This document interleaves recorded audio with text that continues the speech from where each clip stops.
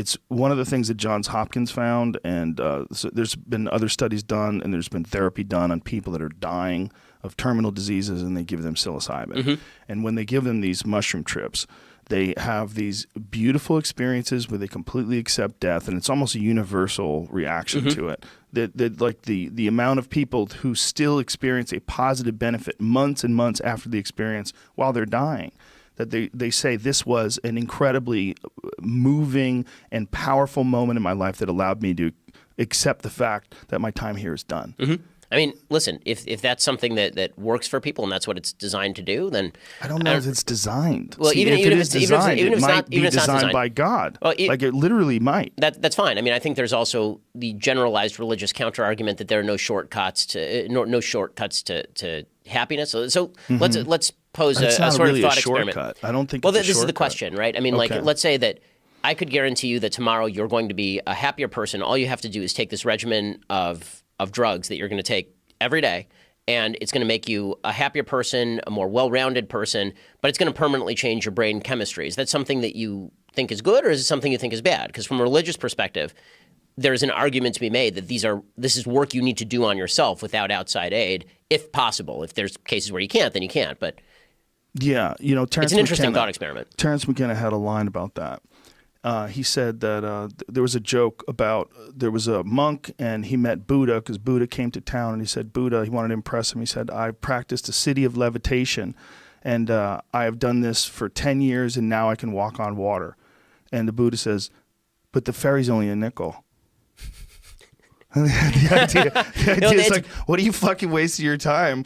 Like, you can aid the progression rapidly with psychedelic drugs. And this is something that, do you know about MAPS and their work with MDMA and soldiers that have had PTSD? Not too much, no. It's phenomenal. By giving these soldiers MDMA therapy, meaning they give them MDMA, which is essentially what people think of as ecstasy, the street name. They give them pure MDMA, and then they assist them with they actually have a psychologist sit with them, a therapist, and they go over all these details of these traumatic events, and they come to peace with everything. And they've had profound benefits for soldiers and for some combat journalists, different people that have been over there and have experienced the horrors of war and just general PTSD, maybe for people who have experienced violent attacks. It is shown to be one of the very best things we've ever discovered for helping people get past something. So here's, to me, and I'm thinking about this on the fly because this is stuff I don't think about very much, but there's a complex moral equation to the extent that if you're talking about somebody who has PTSD, somebody has a condition, and the only way to help that condition is to use these drugs, I've never had a problem with any of that stuff, right? I mean, my grandfather was schizophrenic, and maybe bipolar, maybe schizophrenic. The diagnosis is not exactly clear. They prescribed him lithium and made him a lot better. Would he have been better off struggling with the schizophrenia? Of course not. It's much better that he should have the lithium and then be able to live in his rational mind. Yes. So when there's a problem, using drugs to get past it and work with it is a good thing.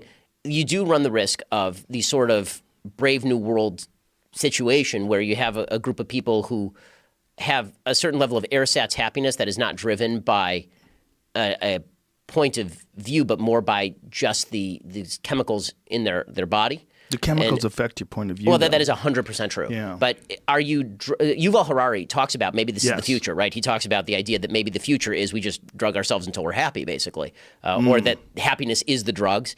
Because if you're a scientific materialist, that's what it is. Happiness is just a bunch of chemicals flowing throughout your body. So if you can bring them in without self-change.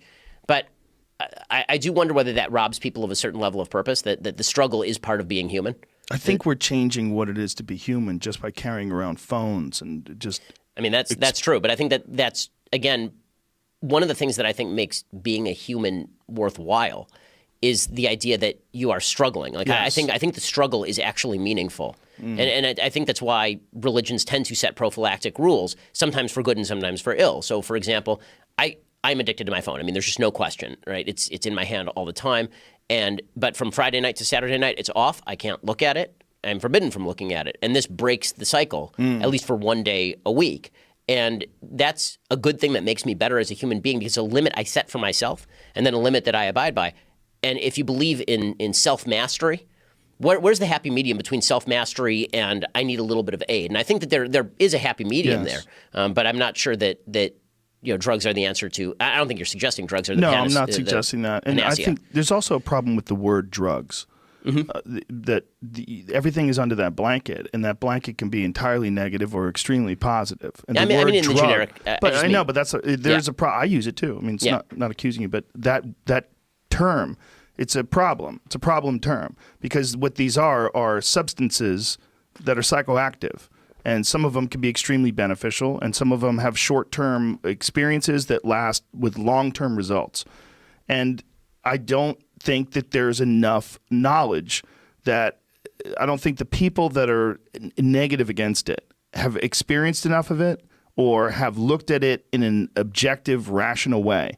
Because I think it's something that could be here to aid perspective, to give people a chance to think outside of their normal conditioned way of thinking that might have been established by their community or by their church or by their neighborhood, whatever it is. Sometimes a little bit of a break, a little bit of a mental break from what you're experiencing and the vibration that you exist on almost every day, to separate from that and to get a look at it from the outside, sometimes it allows you to have a renewed perspective that can enhance your life greatly.